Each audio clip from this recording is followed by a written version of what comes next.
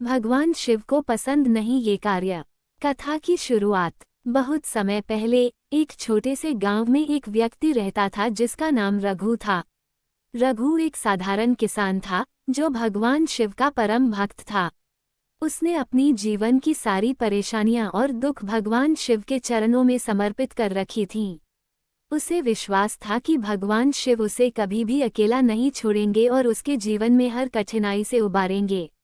एक दिन रघु ने अपने खेतों में काम करते हुए सोचा, भगवान शिव ने मुझे कभी निराश नहीं किया, मैं हर कार्य उनके नाम पर करता हूँ, तो क्यों न कुछ और बड़ा करूँ जिससे मैं उनका आशीर्वाद और अधिक प्राप्त कर सकूं। रघु ने तय किया कि वह भगवान शिव की पूजा में कोई विशेष कार्य करेगा जिससे शिव जी उसे अद्वितीय आशीर्वाद देंगे। उसने ये सोचकर एक बड़ी यज्ञ की योजना बनाई और अपने सारे गांववासियों को बुलाया। ये यज्ञ भगवान शिव के लिए था ताकि उन्हें प्रसन्न किया जा सके। यज्ञ की तैयारी। रघु ने यज्ञ के लिए सारी तैयारी शुरू कर दी।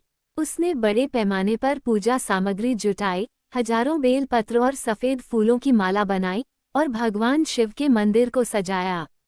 पूरे गांव में एक विशेष उत्सव जैसा माहौल था। यज्ञ का आयोजन 3 दिन और 3 रातों तक चलने वाला था। लेकिन जब यज्ञ की शुरुआत हुई तो रघु के मन में एक विशेष भावना जागी, मैं इस यज्ञ को इतना भव्य बनाऊंगा कि भगवान शिव खुद आकर मुझे आशीर्वाद देंगे। दिन ब दिन रघु का अहंकार बढ़ने लगा। वह सोचने लगा कि यदि भगवान शिव उसके यज्ञ से खुश हो गए तो उसके जीवन में कोई कष्ट नहीं रहेगा। वो ये भूल गया कि भगवान शिव को श्रद्धा, भक्ति और निस्वार्थ सेवा से प्रसन्न किया जाता है, न कि केवल दिखावे और अहंकार से। भगवान शिव का आशीर्वाद। तीसरे दिन यज्ञ की समाप्ति पर रघु ने एक अजीब घटना महसूस की। मंदिर के पास अचानक ठंडी हवा का झोंका आया और भगवान शिव की प्रतिमा के सामने कुछ लोग दिखाई दिए। इन लोगों का चेहरा अजीब सा था, जैसे वे किसी और लोक से आए हों।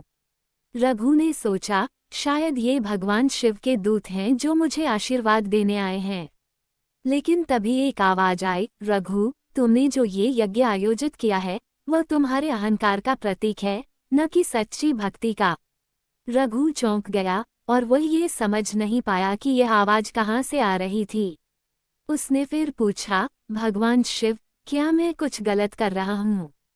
उस आवाज ने उत्तर दिया, भगवान शिव को दिखावे, अहंकार और भव्यता से कोई फर्क नहीं पड़ता। वे उस व्यक्ति को पसंद करते हैं जो अपनी भक्ति में सच्चा और निस्वार्थ होता है। भगवान शिव के प्रति सच्ची भक्ति। तभी एक साधु बाबा जो वहां खड़े थे रघु के पास आए और उसे समझाया, रघु, तुम्हारा यज्ञ और आस्था गलत नहीं है, लेकिन तुम्हारा उद्देश्य और तरीका गलत था।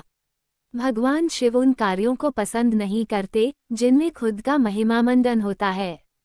वे अपनी शरण में आने वाले व्यक्ति से सिर्फ सच्ची भक्ति चाहते हैं।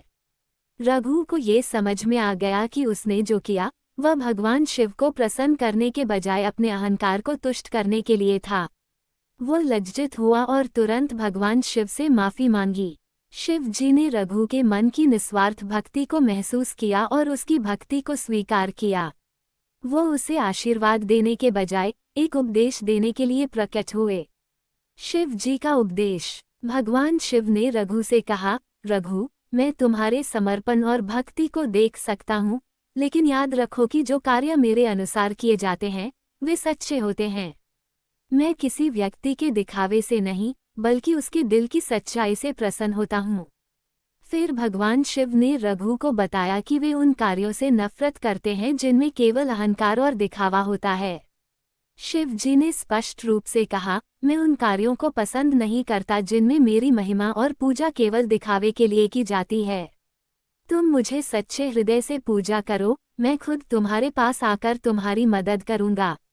कथा का संदेश। रघु ने भगवान शिव के इस उपदेश को गहरे मन से समझा और वह अपने जीवन को बदलने का संकल्प लिया। उसने यज्ञ और पूजा की सभी भव्यताओं को छोड़ दिया और केवल अपनी भक्ति को सच्चा और निस्वार्थ बनाने का प्रयास किया। धीरे धीरे उसका जीवन सुखमय हो गया, लेकिन अब वह जानता था कि शिव के आशीर्वाद का वास्तविक मार्ग केवल सच्ची भक्ति और निस्वार्थ समर्पण से ही गुजरता है। भगवान शिव की महिमा और उपदेश के अनुसार हमारी आस्थाएं और कार्य तभी सच्चे होते हैं जब हम अपने अहंकार को नकार कर केवल भगवान के प्रति समर्पित रहते हैं। इस दुनिया में जो भी दिखावे और अहंकार के साथ भगवान शिव को पूजता है वह शिव के आशीर्वाद से दूर रहता है। समाप्ति। तो मित्रों, भगवान शिव को पसंद नहीं आते वो कार्य जो सिर्फ दिखावे, अहंकार और स्वार्थ से प्रेरित होते हैं।